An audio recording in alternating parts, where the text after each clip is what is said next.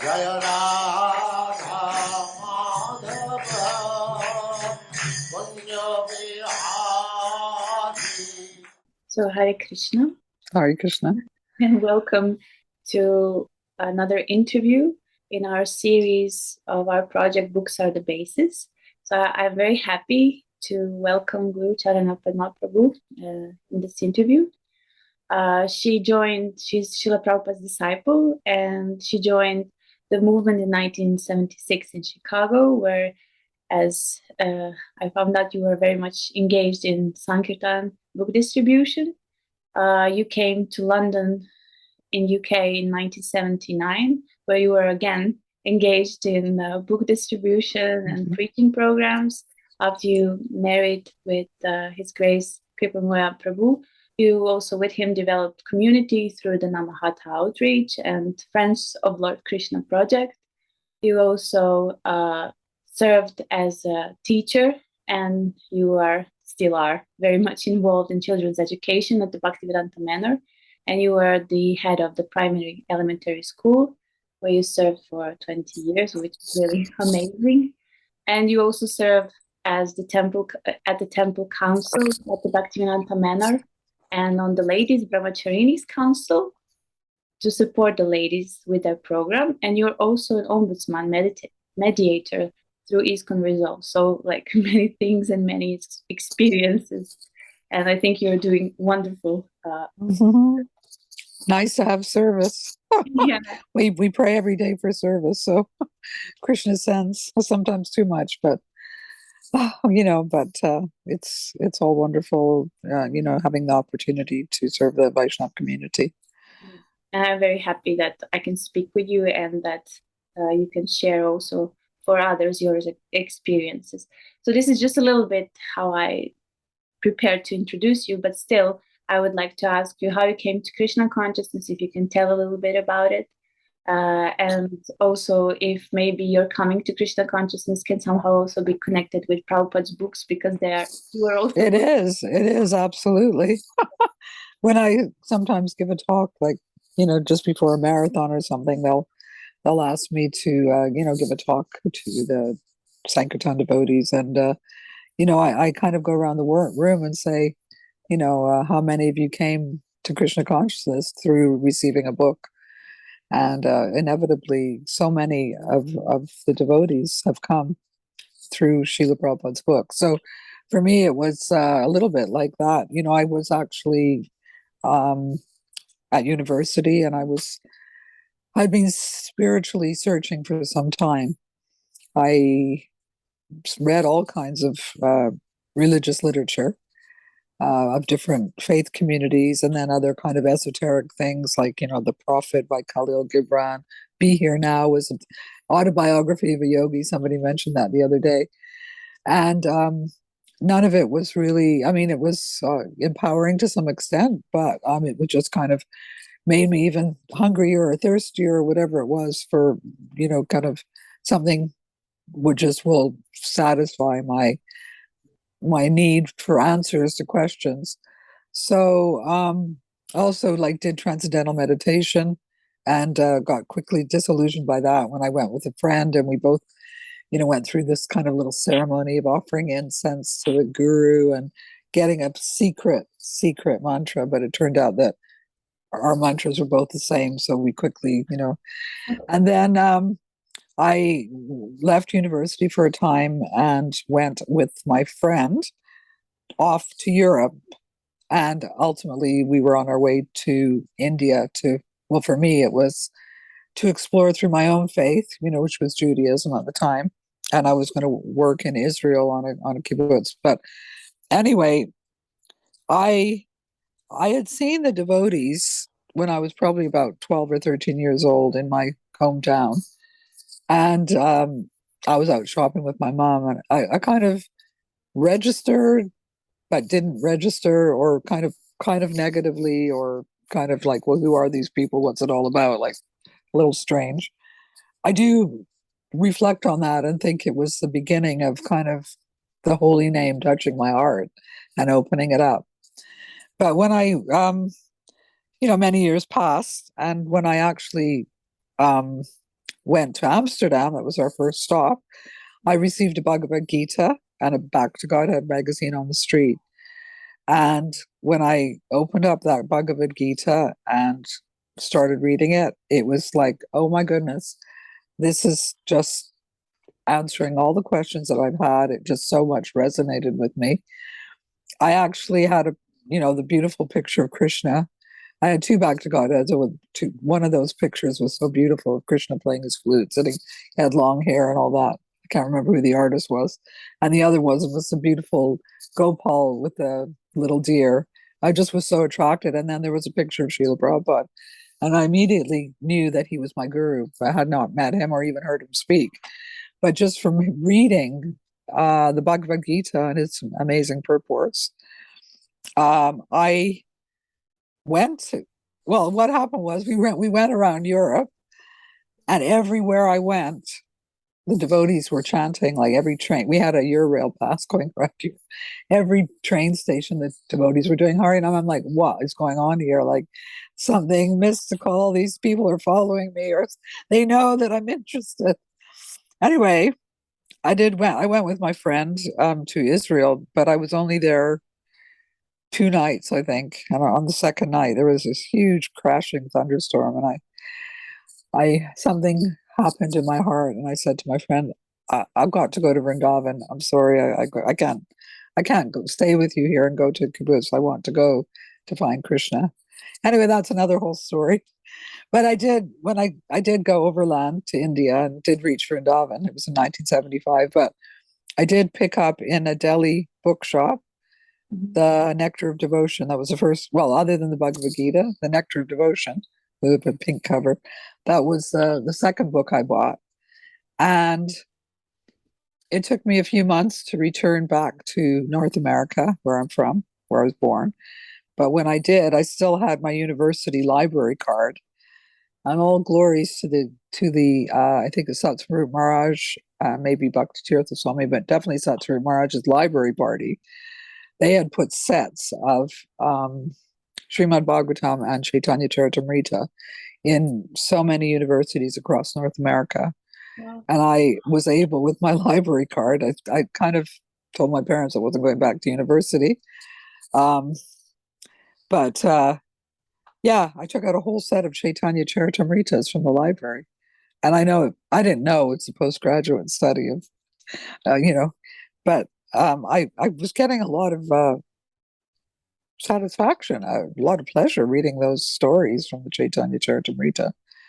So anyway, that was it. I mean, that was kind of.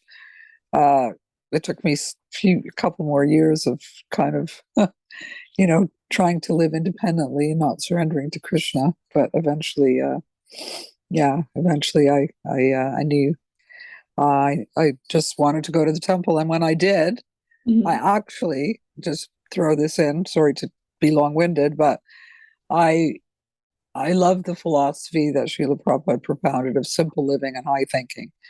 So, I had visited a few temples in America, North America, and New Vrindavan at the time was really kind of flourishing and thriving, and had so many wonderful components to it. Radha Vrindavan Chandra. So I thought, I'm on my way to New Vrindavan to live a simple life, high thinking, practicing my spiritual life, and being engaged in some way or other. Anyway, on the way, I had to stop in Chicago, which of course was a hub of book distribution. O'Hare Airport was the hub of book distribution. I didn't know that, but I said, I'm just on my way to New Vrindavan, and this and that. Oh, while you're here, why don't you just go and try and distribute books at O'Hare Airport? Srila Prabhupada called it O'Hare Airport. It's famous for book distribution. And anyway, I just went along, Bhaktin, they call me Bhaktin. And somehow or other, like, I don't know but how it happened, but I came back with a big score, and it just kind of like, they're like, you're not going to New Vrindavan, you're staying here. So that was the beginning of a beautiful relationship with so many wonderful devotees in the Chicago temple, devotees from the Radha Damodar traveling party that passed through, devotees who are great Maharatis, great book, warriors, book distribution warriors. And the atmosphere was totally inspirational and enlivening. And yeah, it was probably some of the best days of my life. But, one chapter of my life, which was just, kind of grounded me in who I was and what I was doing, and feeling that I was doing probably the highest welfare work, because previous to that I was going to study medicine, and I ended up studying to be a nurse, like a degree in nursing. But somehow or other, although it is obviously wonderful to help people on a physical level, it helped. I felt more satisfied thinking that I was helping on a much deeper level. Yeah, I can understand that. Mm. Do you think that your book distribution was more like enhanced by the fact that you liked reading the philosophy and so on, that you can then, but did it have an impact on the book distribution itself? Like, it made you more empowered? I think you need to be effective book distributor. Mm-hmm. Maybe you need to be convinced. I mean, it helps if you're convinced in what you're telling people. And I can totally say, because whatever success I had was totally, I just, through prayer, I prayed, because not an easy thing to distribute Srila Prabhupada's books, when, whether you're on the street or in an airport, or knocking on people's doors, going door to door, or you're just sitting with a book table, especially in a busy place, to stop people who are, fixed on whatever it is, their shopping or the material pleasure, or they have another fixation, and to kind of stop them in their tracks and, try and bring them up a level or two, and to, so I would totally through prayer and praying to be an instrument to distribute Srila Prabhupada's books. I mean, I have to say that although we had the most wonderful classes, like morning classes, and we had a wonderful like sandwich program, morning and evening classes, but because it was pretty full on, I actually wasn't getting a lot of time for reading in those days. And when I came to England and joined the ladies' Sankirtan party, it was a similar thing, and it was just seemed to be like quite a marathon. And we tried to have a balanced program. A lot of times, on the days off, you did a little reading, but you need to do a lot of like kind of self-care as well, like looking after your body and all that kind of thing. So what I'm saying to you is it's been a journey for me with Srila Prabhupada's books, and I would say it's even impacting me more now. Well, I'm actually taking the time, even though I did Bhakti Shastri like years ago, but even the Bhakti Shastri then wasn't what it is now. We did it in Mayapur, and but now obviously it's a much more thorough study of Srila Prabhupada's books. And but I would say now I'm actually really engaging on for me, a deep level, and really appreciating so much Srila Prabhupada's purports, and the relevance of his books to all time. And the I mean, after, sorry, just interrupt me if I'm talking too long. No. But after distributing, and after I got married, my husband and I worked with the Bhaktivedanta Books, Bhaktivedanta Books Limited. So basically, in the back of all the books, there was a response form, and if people wanted more information, they would write in, and we would be the ones to receive either the slips, or they would write in with letters. And that was so wonderful to actually get the responses, and the it showed the impact that the books had. And after they wrote in, then we would send them like an introductory pack with a beautiful letter and like a Back to Godhead or an introductory literature. And then we would invite them, and we could carry on corresponding with them, and we would develop relationships with them. And, we saw them grow from that initial contact. We saw the impact of the books from just receiving it. There was a lot of book distribution going on in England at the time. Mm-hmm. And we would get a lot of, and from that, we set up a database, and we formed the first Friends of Lord Krishna, or Namahata, through that database that we set up of people that responded. And it's interesting because the other day was on Vyasa Puja. People were sharing how they came to Krishna consciousness, and so many of them said it was through the Science of Self-Realization. That was a book that we got some of the most responses was from the Science of Self-Realization. Yeah, I think I also heard that's one of the favorite book of a lot of people. Yeah, I've actually started reading it again with someone. We just started reading it together because her guru said, "Oh, you should read that book," And I'm finding, it's there's some interviews with Srila Prabhupada, I'm trying to see how it really, like, what is it about it that just really connects with people. I've only read the first 3 chapters. Like, my memory's bad, so I did read it years ago, but I'm just re-looking at it now. Yeah. Yeah. I also forget, and then I have to read again and again. Yeah. Every time is, it's like a new experience and new realization of the book. Like, something that you didn't notice before. Absolutely. Once I was, Shivaram Swami, he was my first temple president. So we were on our way to India with, some devotees from our temple. And he was sitting there reading the Bhagavad Gita, like the whole plane journey was like reading Bhagavad Gita. And I asked him something like how many, he said, "Oh, I've read Bhagavad Gita." Like, I can't remember what he said. It was something like 50 times. I was like stunned. And he said, every time I read it, I get something new from it. I get something fresh from it. There's some deeper realization. So that really had an impact on me. I thought, oh my gosh. And anyway, my memory is so bad. Now reading Srimad Bhagavatam, even I was reading Science of Self. I have to write everything down.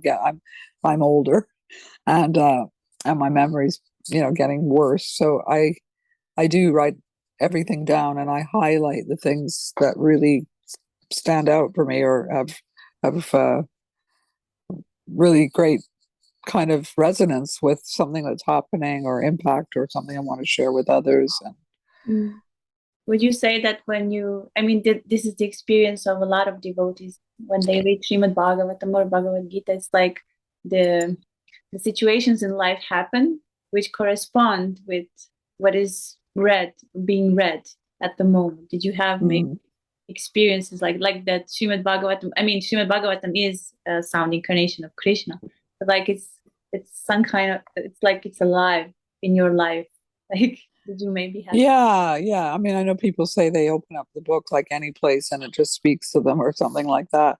I think, one thing is that while we've been reading it, been reading Srimad Bhagavatam with others in a kind of a Srimad Bhagavatam Sangha group.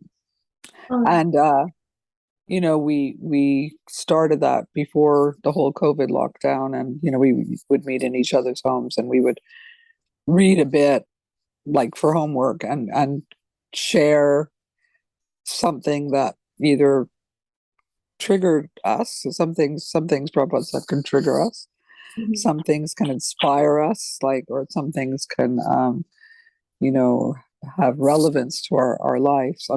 Certainly during a lot of the things that have been happening in the world, the wars, or, and here in England, we've had leadership, we had leadership problems, and there's leadership problems everywhere in the world. Prabhupada talks a lot about what good leadership is. And, Maharaj Preetu, he describes and, he talks a lot about these things, and we're like, whoa, he wrote this like how many years back, 50, 60 years ago. And he's actually forecasting, the way things are going in Kali Yuga is actually true. Yeah. So those things stand out. And then I think it was when my daughter was pregnant, and um, you know, of course, I had three children when my daughter was pregnant, and then we were reading. I was reading about the development of the fetus and the soul and all those kinds of things, and it was.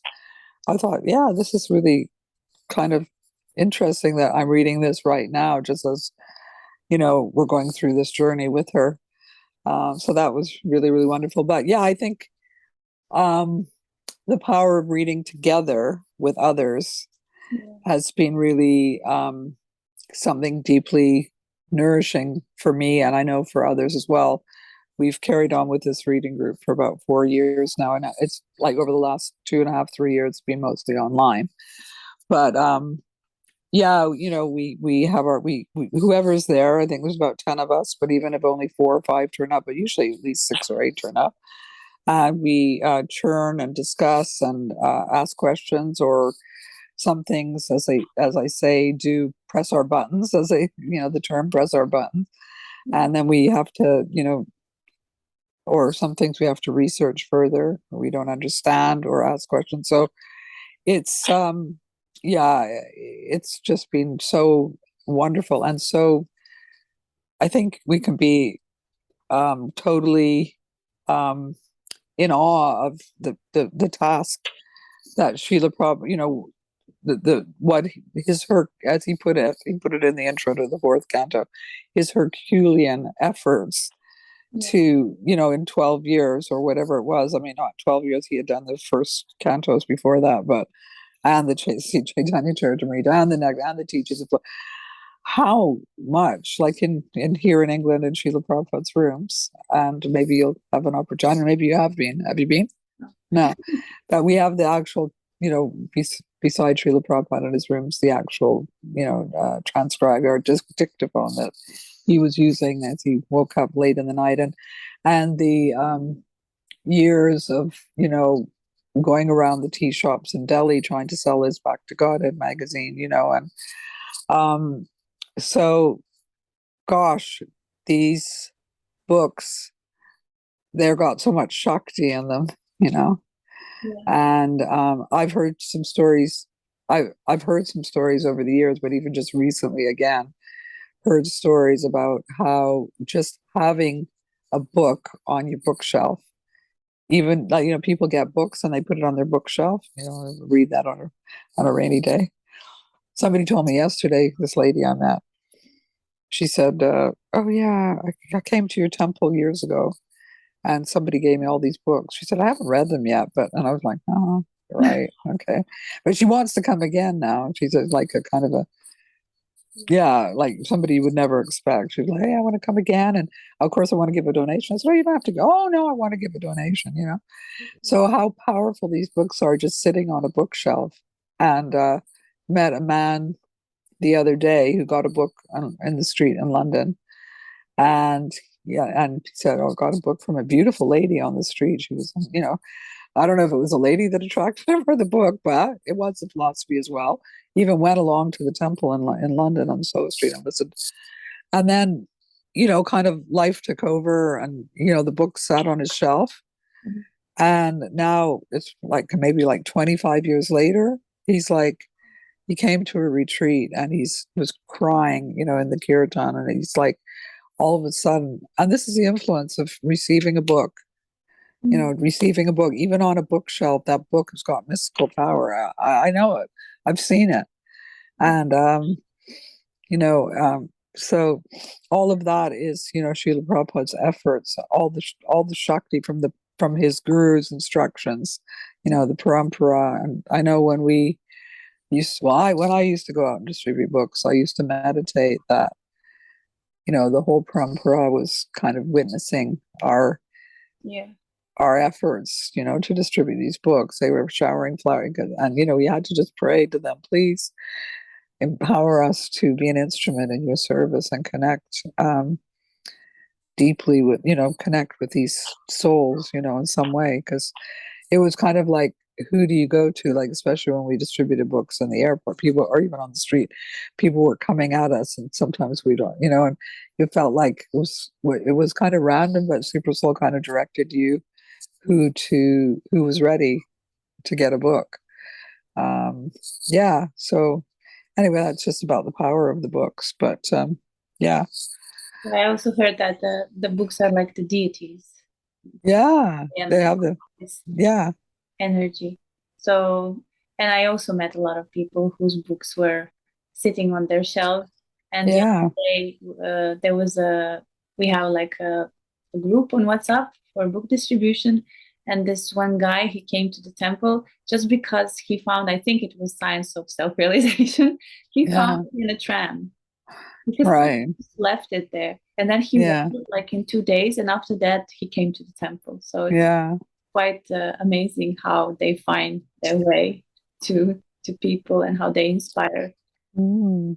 Or other, like I heard a story just the other day of how this 14-year-old girl was in Italy, and the book was actually distributed to her father, and somehow I think the book distributor had put his name in the book.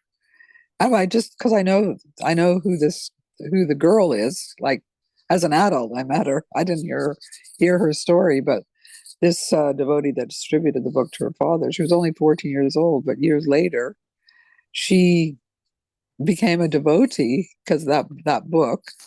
I don't know, I can't remember if she picked it up or what, but she came to England and she was asking who this person was.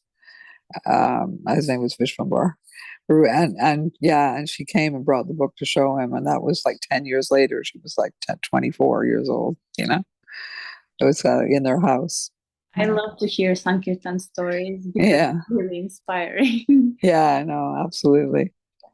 And Yeah. I wanted to ask you actually, do you have the culture of study groups also in your community? But now you already said that you do have this like study group for 4 years.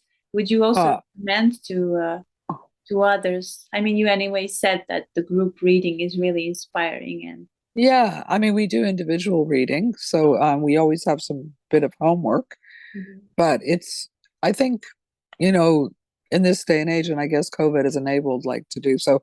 Originally, they were just kind of local people, but now we're able to extend it out to those a little further field.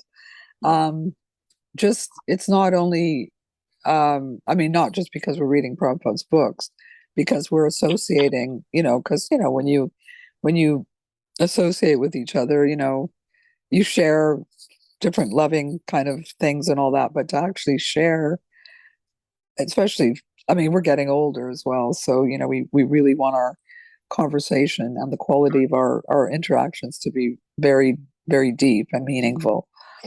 So yeah, we do our individual reading, and we and I take notes. That's my personal thing, is I take notes of anything. I'm going to share this on another podcast, so I'm not going to share the whole thing now, but I attended a workshop with His Holiness or His Grace Krishna Kshetra Swami about this. It was called Bhagavatam's scrapbook, and it was I found it really interesting. So it was just about taking note of anything that, as he said, rings a bell, or, as I say, triggers you or inspires you, something you can connect. I'm not so good at doing that, but somebody else on our group, she's really good at connecting it with another story or pastime, or from, say, which is really wonderful thing to do. And so I take a note, and I have my this is where I do it, and I have my green highlighter pen. Whoops, can't show it to you. My green, anyway, you know what it looks like, green highlighter, my Sharpie, and I highlight anything, because I've got like 3 notebooks now, because now we're on 7th canto. And then we also have a that one we have to, kind of, we don't have to. There's no have to, but when we come back together the next week, then we invite everyone to share if they want to, but there's no pressure. You don't have to share or ask any questions, and others can answer.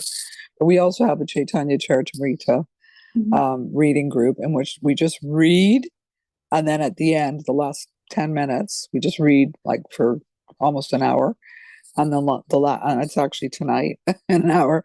And the last 10 minutes, if anybody wants to just reflections, we invite reflections. Mm. And that's really beautiful as well. Do you feel like that the connection with other devotees then becomes stronger? Oh, yeah, no, absolutely. I mean, some of these devotees don't live in community. I live in a very wonderful, large, dynamic community here at Bhaktivedanta Manor. But there's all of England, and there are devotees who live in a quite isolated way, and it's been so wonderful. You definitely feel you definitely I mean, it does, on each other's birthdays, because we have a WhatsApp group, so we're always supporting each other in different ways, and hopefully now that we can get together, we're going to also have a celebration of every time we finish a canto, some kind of a mini celebration. Yeah, it's and then I think during the month of Kartik, we will have a special kind of reading marathon, sometimes reading every day. Yeah. Damodar Leela, or yeah. It was very nice for meditation. And I wanted to ask you, because this whole Books Are the Basis project started so we can motivate and inspire others to read, because sometimes devotees, they read maybe at the beginning a little bit, but then they get immersed into the service and then they don't touch the books anymore. So do you have some advice or inspiration of how to start reading, and why is it actually important also for our spiritual life when we do the service and so on? I mean, obviously it can be the backbone of, the chanting Hare Krishna is the backbone of what we do, and reading should be there as well. I guess I shared with you what I didn't do, which I mean, we were hearing Bhagavatam every day and Bhagavad Gita in the evening, and I think we were doing nectar of instruction and all that, but I can't remember that I actually had the time. So I would definitely say that you should never have so much service. And I think now that I support the ladies in the ashram at the manor, we always try to make sure that they have enough kind of downtime or free time that they can study and read. And we encourage them also to be involved in some of the, take on the Bhakti Shastri or Bhakti Vaibhava or whatever they want to study. And we encourage them also to be able to share it with others. I mean, I find myself, since connecting again with reading, and I'm going to share with you, I'm going to be really honest with you about my journey, because I love reading, but I kind of, through, having children and kind of so much service, I kind of fell out of the habit of reading anything.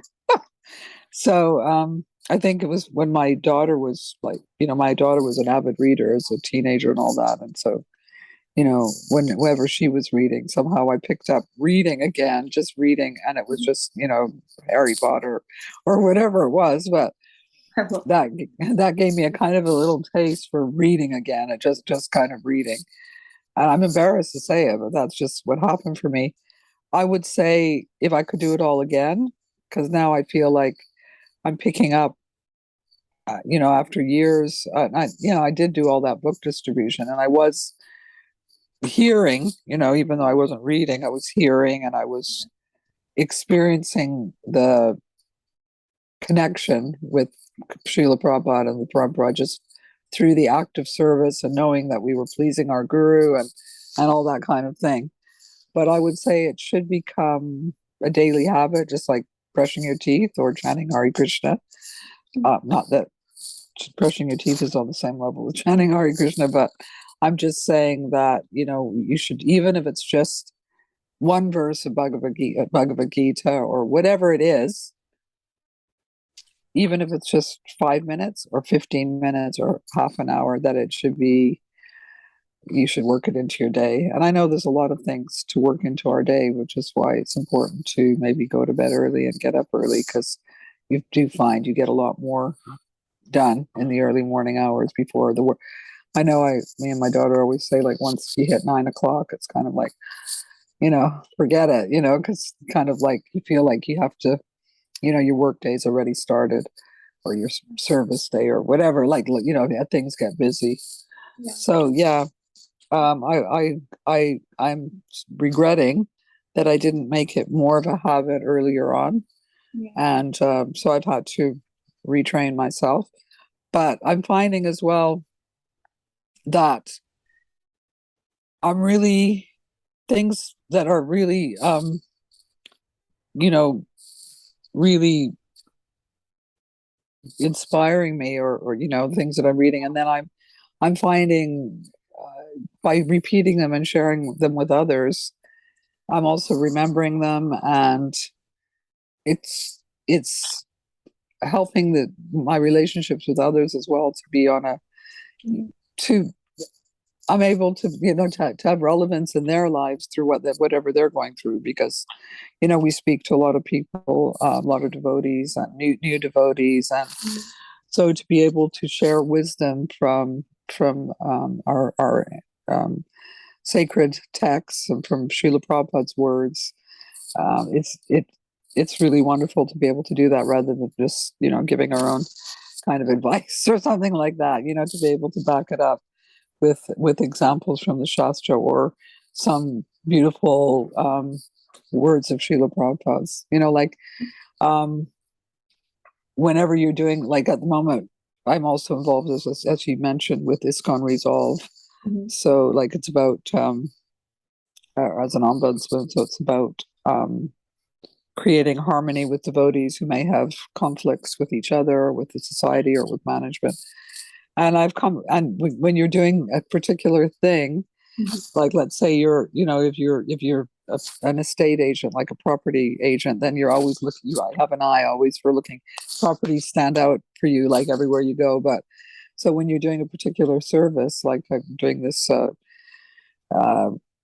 ISKCON Resolve, so many quotes are coming out at me from Srila Prabhupada about cooperation between the devotees, and how it's okay that devotees should be able to have different opinions on things. But I don't have the exact quote in front of me, but I've highlighted it in one of my notebooks, and I was like, "Wow, this is just so meaningful for the service that I'm doing now." Yeah. And I shared that with the others on our ombudsman group, and yeah, it's just kind of, yeah, it's like Srila Prabhupada saying, "Yeah, this is patting you on the back and saying, yeah." Yeah. Yeah. One of my questions for you was like that. Do you connect your service like with Yeah, so and this also is an example? and also with education, like I was sharing with somebody the other day. It was actually with a Sadhvi Sangha group. Mhm. That yeah, Prabhupada. Of course, we have the story of Prahlad Maharaj as a child, but Prabhupada mentions in so many places about training, about raising children, training children, and Krishna consciousness. And what was I going to say on that? Was that yeah, that's inspiring for me, having worked with children and seeing the impact of how naturally they take to Krishna consciousness, and how much they loved this Bhagavatam stories, Yeah. and bringing them alive through. We've done like musical dramas, about the story of no, who did we do? We did the appearance of Lord Jagannath, and we did what was that one we done? I can't remember the actual play we did. It was a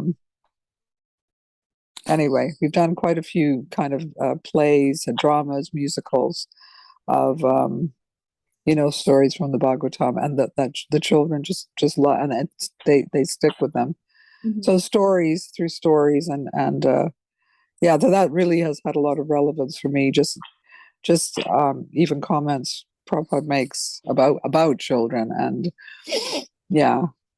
Yeah, I think when do you, I mean, I know that you can bring close Prabhupada's books through the stories, like from Srimad Mhm. Bhagavatam. But in your experience, like how to get maybe young adults interested in more philosophical stuff, not just stories, but the philosophy of Krishna consciousness, how to make it attractive to them. Is it? Yeah, I is don't it- know about attractive, but I think young people, like from whatever background, whether their parents are devotees or not devotees, Mhm. they have to make their own journey in spiritual life. We can give them so much when they're young, when we have kind of full, um, you know, authority over them. Not authority, but we're giving them everything we can Yeah. to help them remember Krishna. We're kind of like, not brainwashing, but we're lovingly giving them a beautiful experience, a joyful experience of Krishna consciousness. Yeah. That way. And I think I've tried to do that for my kids. They have happy memories of their, time at school with the other devotees and festivals and celebrations and things like that. So we try to do that, but at the same time, when they get to be young adults, they have to go through their own journey and have their own epiphanies of like spirit, like, oh wow, and we have to encourage them to be able to not be afraid to ask questions, Mhm. to it's wonderful to teach them how to debate so they understand the arguments and why they have been doing the things that they're doing, why they're vegetarian or why they chant Hare Krishna or why they recite slokas. Like it's not just a mechanical thing. So I think if we can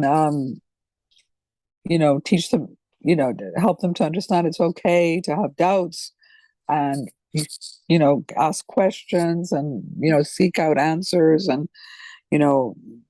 travel, and they have to come to it in their own way. And I think we have to lovingly support them through that and be there for them, because each individual will have their own very individual journey. But I think for young adults, the more, just as we gave them when they were young, joyful, wonderful experiences, and I think as young adults, the more that they can find friendship and fun and meaning with devotee friends, Mhm. but at the same time, learn to understand how to live in the world and relate to non-devotees as well. Yeah. Not in a way like that kind of negates, oh, you're this, or you're karmi, or you're a demon, or we got to kind of stop that, but help them to learn to see that Krishna is everywhere within everybody, and that and it's just everybody is at a different stage of life. Mm. Our position is just to be the best human beings we can, both for to each other, to others in the community, and to the world at large, by living environmentally kind of conscious life, being kind to Mother Earth and all those kinds of things. So, I mean, a lot of those things are kind of, because Srila Prabhupada brought all these things, and now, so many things are kind of commonplace now, like people are vegetarian and talk about gurus and mantras and yoga and all these kinds of things. So Normal. I mean, I think, normal. yeah, it's kind of normal. And, and I think the young people have to kind of see that actually, Mhm. it's, and we see ourselves, like I always say, you should never say or think that particular person would never become a devotee, because if Srila Prabhupada would have thought that of the people that walked into 26 Second Avenue, that these people are too out of it, or they're too, in the mode of such and such, or they'll never become devotees, then he would never have formed his society. Yeah. Yeah. Thank you for sharing that. And Yeah. I wanted to also ask you regarding the books. Like, I mean, Prabhupada said that you will find me in these books, in my purpose and so on. So what is your experience of Srila Prabhupada? Sorry, in that way. I definitely feeling so much. I'm actually like almost like when I read the purports, I almost hear Srila Prabhupada's voice.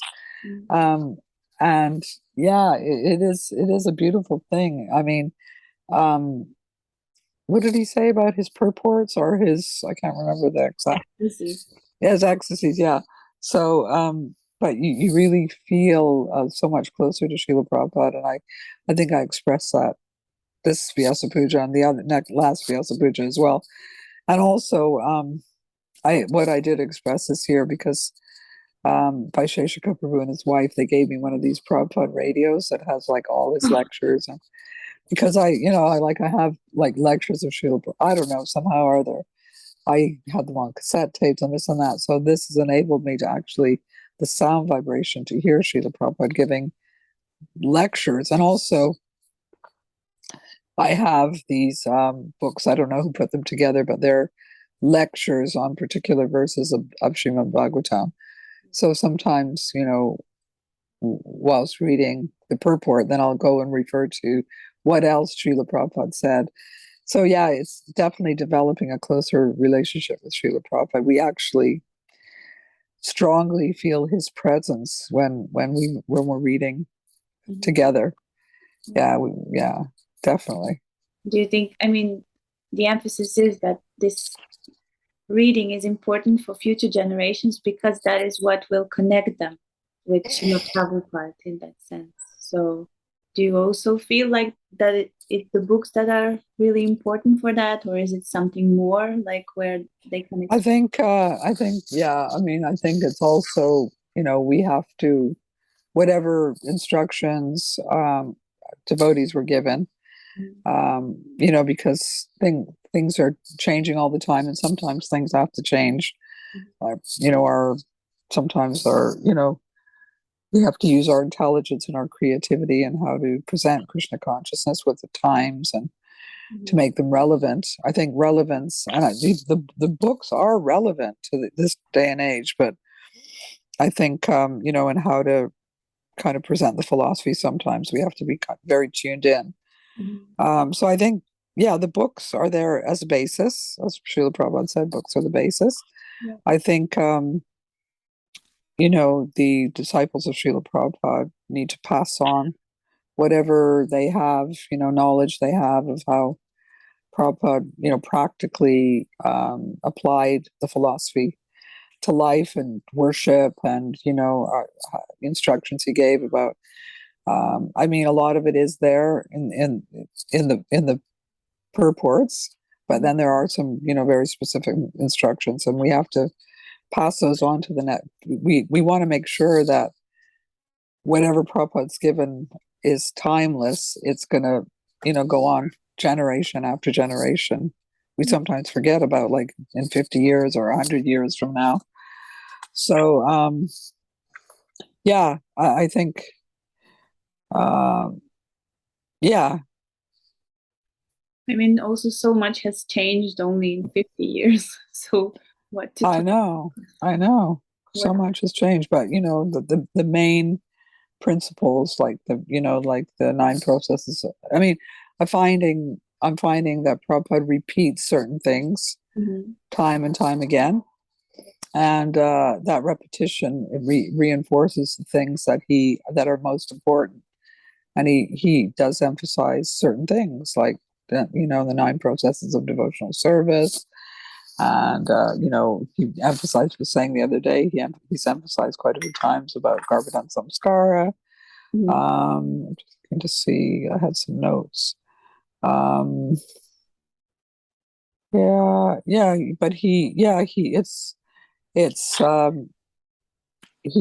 repeats things to get the points over, and these are the points that I would say are the things that he really stresses, and the things that are most important. So I think the books will always be there, but people can also comment on the books. Like Srila Prabhupada encouraged devotees to also write and share their realizations.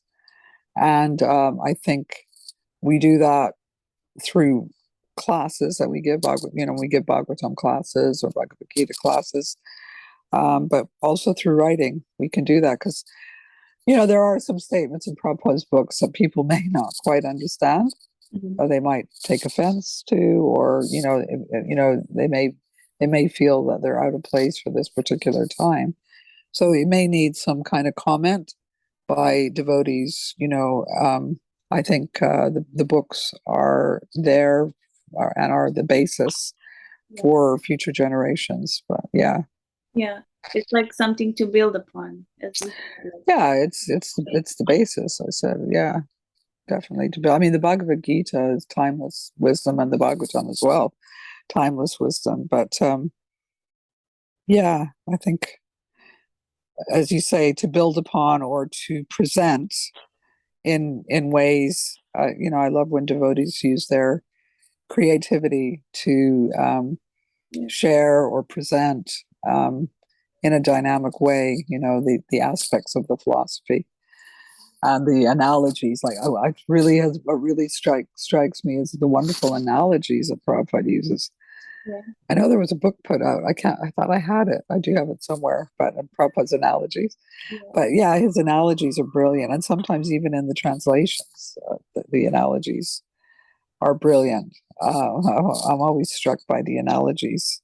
Yeah. I love the analogies, and I think analogies and anecdotes, that Prabhupada uses. Yeah, to bring closer what. Yeah, bring closer, and also to help us to kind of picture or to make it more relatable or like that. Yeah, that's definitely so. And so I have also a question, because you anyway mentioned how when you read also some things you can understand, some things you don't understand. So this concept that's been actually taught in Bhakti Shastra is that we should see the world through the eyes of the scriptures. So to have this vision through the scriptures. So how do you see that, like, in your life? How does that work for you? Do you also try to practice it, and how? Yeah, well, I say, we all come across so many challenges in life. We're all challenged in different ways. It's a struggle in the material world. So there's always joyful moments and also challenging moments. So I think we say Guru, Sadhu, and Shastra. So through whatever struggles we go through, we can consult senior devotees who are learned in the Shastras, learned in the scriptures, that can share their wisdom and understanding to help us see through difficult situations. We also have the examples of incredible Mahajans and of what were we reading the other day? It was, gosh, can't remember. But I remember that it was just like, yeah, we were reading about Prahlad Maharaj, but he was talking to Prahlad Maharaj prayers. Yeah, he was praying to Lord Nrsingadev. Yeah, prayers by Prahlad Maharaj, and he was because he was in a line of it. He was in a demoniac, line. He had the demoniac, but the way he was praying, and the humility and I don't know, we learn so many things, how to pray or how to approach life situations. Mm-hmm. I've seen devotees who have actually, for me, they're very advanced because they've gone through the most challenging times in their lives, like deep grief, and they've been able to overcome that by just really taking shelter of reading, chanting, and the examples that are there for us of great devotees. And they are the great devotees that I'm taking shelter of, because I see that we're all kind of living.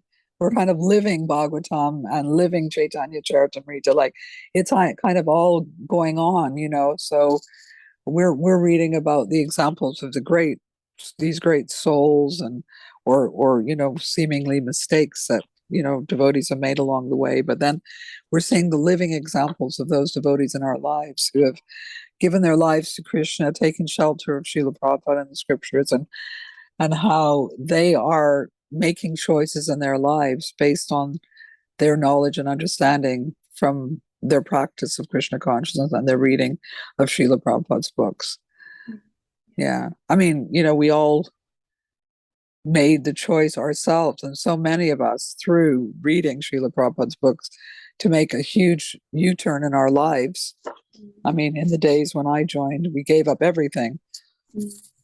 And maybe it's not so much like that now for many people. They, they may join and they're, they come from Indian or heritage or background, so it's not such a big thing. But when we joined, we made a huge turn in our lives through the power of what Srila Prabhupada was saying, and our understanding of who we were, and, kind of getting a picture of where we, what the purpose of life was. So we gave up so much. A lot of us just left everything. And, it was only years later that I left university and joined the temple when I was 21 years old. My husband joined when he was 17 years old. But, years later, I went back and finished my education. But I'm just saying that through the power of Srila Prabhupada's words in the Bhagavad Gita, that convinced me to make a huge, huge change in my life. And I think it is true what Prabhupada says, that, we say these prayers glorifying, before we read the Bhagavatam, we always say the prayers, glorifying the Bhagavatam, and also, that, Mukam Karoti Vachalam, that Krishna empowers us, that the blind can see stars in the sky, and the lame can climb mountains, and the dumb can speak eloquent. And I've seen that. I've seen that as devotees become, more familiar with Srila Prabhupada's books and more committed to reading and chanting and all that, how they become so mature in their ability to present, to share the philosophy with others. Yeah. They become empowered. Yeah. Yeah. And their intelligence is sharpened as. Yeah, definitely sharpening the sword. Definitely.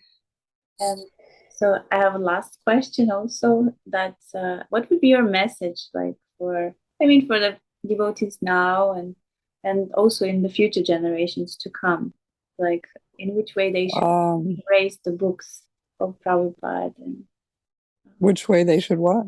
Embrace the books of Prabhupada in their life. Like, what would be your inspiration? I think devotees should understand the power of Srila Prabhupada's book, the mystical nature of Srila Prabhupada. I always say, we distribute the books, and I say, these books have minds of their own. So they have a soul. Like, they actually reach out to those who are in need. Like, we've heard, the more they hear, and experience the mystical and powerful nature of Srila Prabhupada's books, the fact that, and I think they have to experience it as well themselves. Yeah, just by somebody, when somebody tells you how much it's impacted their, if somebody comes to someone who's not convinced and says, oh, these books are really, it kind of like, oh, yeah, well, these are the books of my Guru Maharaj, of Srila Prabhupada, my parents' guru or something like that. So we've all heard stories of people that were, people are suffering in this world. And I think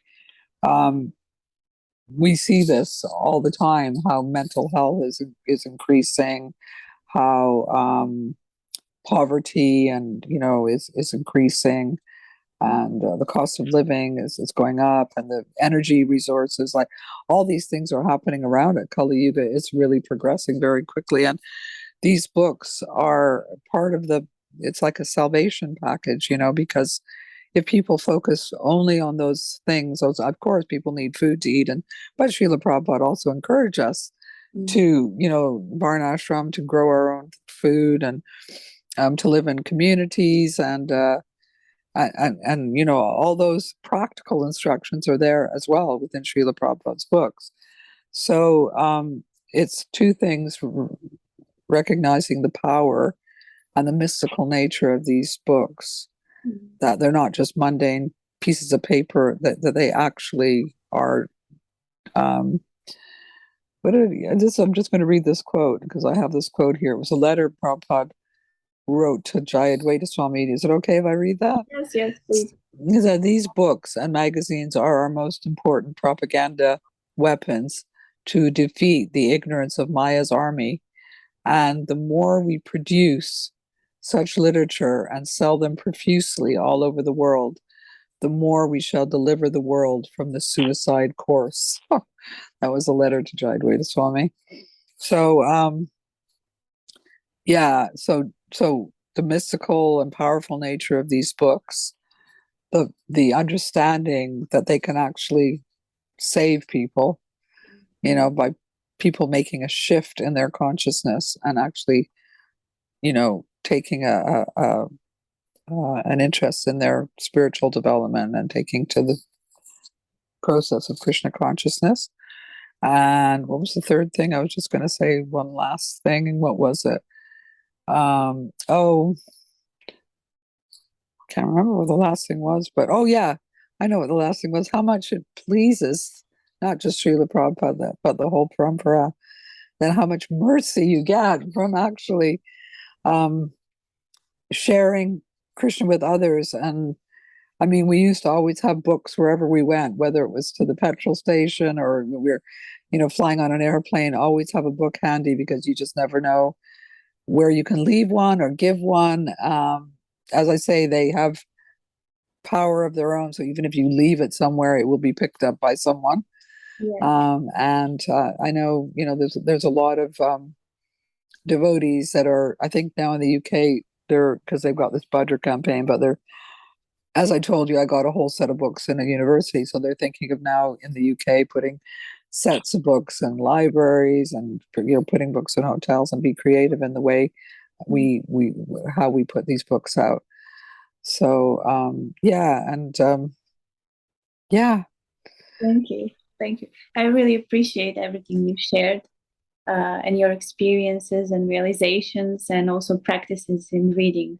Well, I hope there's something there that will be of inspiration. I'm only just sharing, my experience and Thank you. Yeah, and I'd love to. Where are the other interviews available? Like, on YouTube, we have a YouTube page for Ministry of Education, ISKCON Ministry of Education.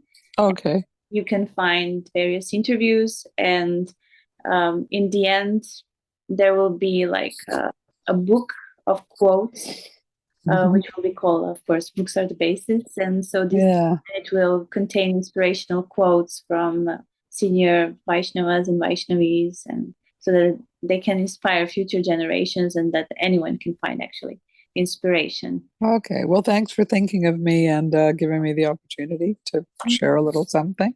Thank you for your time. And Appreciate I wish you all the best. And I hope maybe one day I can meet you in person. Oh, yeah, we'd love to come to Zurich. Oh, yeah, please do. We would be happy to have you. And Hare Krishna. Yeah. Hare Krishna. Hare Bol, Hare Krishna. Hare Krishna, Hare Krishna, Krishna Krishna,